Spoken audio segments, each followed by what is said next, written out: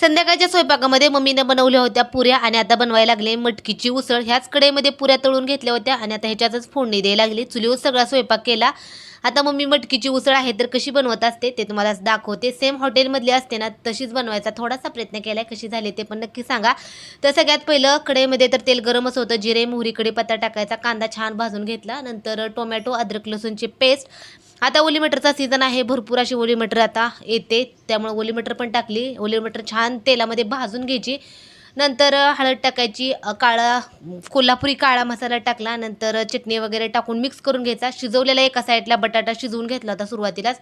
तो शिजवलेला बटाटा आणि घरीच मटकी भिजवली होती. त्याला काही मोड वगैरे आले नाहीत. त्यामुळे घरी भिजवलेली मटकी व्यवस्थित मिक्स करून घ्यायचं. पाणी टाकायचं, उकळी काढायची. मस्त अशी आपली मटकीची उसळ आहे ना तर त्याचं कालवण आपलं तयार झाले. आता पुरी बरोबर खायचं आहे त्यामुळे जास्त पातळ केलं नव्हतं आणि मस्त असं आम्ही संध्याकाळी जेवण करायला बसलो. चला तर या जेवण करायला.